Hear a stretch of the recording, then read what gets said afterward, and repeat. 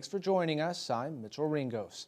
Thunder Bay police are confirming that a fourth suspect has been arrested in connection with that terrifying shootout in the parking lot of the Spence Court apartment complex on Amelia Street earlier this month. The incident saw one man shooting at 3 other people who then returned fire while ducking behind a vehicle.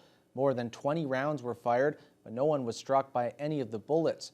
3 suspects were previously arrested, and now due to continued investigation from the Thunder Bay Police Service's Major Crimes Unit, they identified a Toronto teen as a suspect. Investigators then called upon the assistance of the Toronto Police Service to aid in locating the accused, leading to the arrest of a 15-year-old Toronto male. The youth is facing 11 charges, including attempted murder and discharging a firearm in a reckless manner. The accused was expected to appear in bail court in Thunder Bay via video from Toronto today. Meanwhile, a Gull Bay First Nations man faces child pornography charges following an investigation into suspicious content being uploaded online from Thunder Bay. Members of the Thunder Bay Police Service's Cybercrime Unit began an investigation in May after learning of images of possible child exploitation being uploaded from a local internet user in January. Images reviewed during the investigation found they were consistent with child pornography linked to a local address in the May Street North and Northern Avenue area. A search warrant was executed just before 6:30 a.m. yesterday, leading to 58-year-old Anthony Samuel King being charged with accessing and possessing child pornography. He appeared in bail court today and was released with a future appearance date. Over 100 people came out to Marina Park this morning for the 29th annual IG Wealth Management Walk for Alzheimer's. For the first time since 2019, Thunder Bay residents gathered together and walked 3 kilometers to honor the over 240,000 individuals living with dementia in Ontario.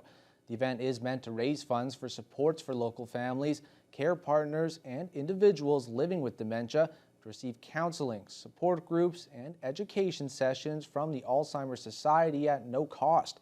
Executive Director Pam Gary says the walk is important because it raises awareness for Alzheimer's and dementia in the community. There's such a stigma, and stigma is our biggest barrier for people with a memory loss. There are a lot of people that live well with a diagnosis of a dementia. It doesn't mean that your life is over. It means that you have something different about you, and it's okay, and we're here to help. So the significance of this walk really raises the importance of bringing awareness to the community, breaking down those stigma barriers, and knowing that it's okay to walk through our doors and ask for help. If you were unable to participate in the walk but would still like to show your support, donations are accepted online at walkforalzheimer.ca. Voting continues at this hour at Fort William First Nation as hundreds of community members are casting ballots for their next chief and council. The electoral officer says everything has been running smoothly and voting has been very steady throughout the day. It's a 2-woman race for chief as 3-term councillor Michelle Solomon is vying for the top job against former chief Georgianne Morisseau. The winner will lead the community for the next 4 years. There's also 61 people running for the 12 band councillor positions. Voting continues until 8 o'clock tonight, and the results are expected to be made public tomorrow morning. A pair of Ontario Trillium Foundation appreciation events were held in Thunder Bay yesterday. The Trillium funding was helping children explore the arts with KHEP and also helping launch new crisis programs for Thunder Bay and area victim services. Riley McManus was at both announcements and brings us the details. What's been, so exciting about today is to see that, it's almost 20 years later that I think that KHEP started, how much it's grown. The first announcement was held at St. James Public School, where school officials wanted to thank the Trillium Fund for allowing the KHEP program to continue running. KHEP stands for Community Arts and Heritage Education Project and is a non-for-profit which exposes children to the many different faces of art and brings real local artists into different settings to teach and help these students explore their unlocked talents. The artists themselves, they come from all different disciplines, from visual to music to dance to writing to whatever, and it's a way for the artists to actually get into the community and interact with people in a different way than they're normally used to, and I think it just also opens a lot of kids' eyes, especially in this sort of environment, that this is a possible avenue for what they can do with their lives. Funding is super important. Obviously, artists don't work for free, and without the opportunity to have access to funding, we wouldn't be able to have them in our school working side by side with teachers, because it's not just the students that learn, but it also supports educators as they're gaining more experience and understanding. MPP Kevin Holland was there to see the $155,000 that was granted to the program in action. And he says Trillium funding is key to allowing access to arts and education for students.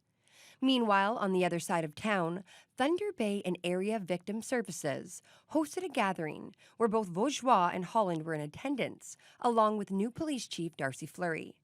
Penny Radford is the executive director of the Victim Services Group, and she expressed gratitude for the $55,000 in Trillium funding, which allowed the organization to revamp the programs it offers. The funding is detrimental and just barely enough to keep rolling with the amount of crimes.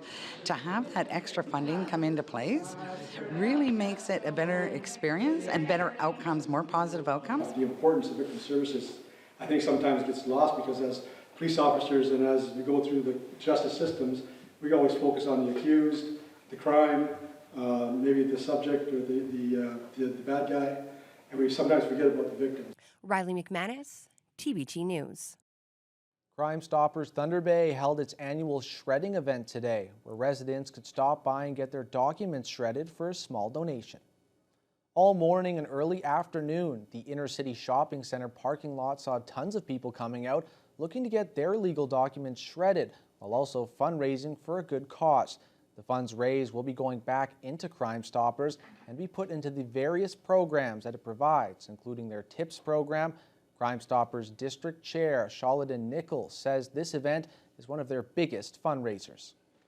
We don't have any support from any forms of government, the federal, the provincial, even the municipality. So we raise funds for ourselves and also get donations from the public and some individuals, parastatals and businesses. We have other fundraising activity, but this is one of the biggest for us so far.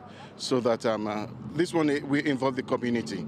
This is community participation and they are aware of it. Nickel adds that the group is looking for volunteers to help out at functions like the shredding event. Anyone interested in volunteering is encouraged to sign up through the Thunder Bay District Crime Stoppers website. A major fire destroyed a home on Hilly Lake near Kenora on Wednesday evening. No injuries have been reported as a result of the fire, which appears to have been caused by a wood-burning stove. Longbow Lake Fire Brigade was the first to arrive on scene, but Kenora Fire Chief David Pratt says their crews were called in for mutual aid, along with the Ministry of Natural Resources and Forestry. Pratt says the fire had spread to a nearby trailer, vehicles, and wildland area. An M&R helicopter responded to waterbomb the surrounding area and prevent the fire from spreading. Pratt says Kenora Fire and the M&R joined the effort at about 8 p.m., and together the three fire services had the blaze out by around midnight. A governance review of the town of Fort Frances has found room for growth with below optimal results on 3 governance principles. The town council commissioned the review and responded positively to the report delivered at this week's regular council meeting. We want to do a good job. We want to govern our municipality in the best possible and most efficient way that we can. And so we always want to try and improve. And so I'm really excited about the review. I think it's an excellent report. Mayor Andrew Halakis says the town's governance structures have been the same since the 1990s and says it's high time the town changes to reflect a changing society. The report from KPMG Professional Consultants included a number of recommendations in 3 broad categories, looking at governance structure, roles, and processes. The mayor says he agrees with every recommendation and says increasing transparency is a top priority.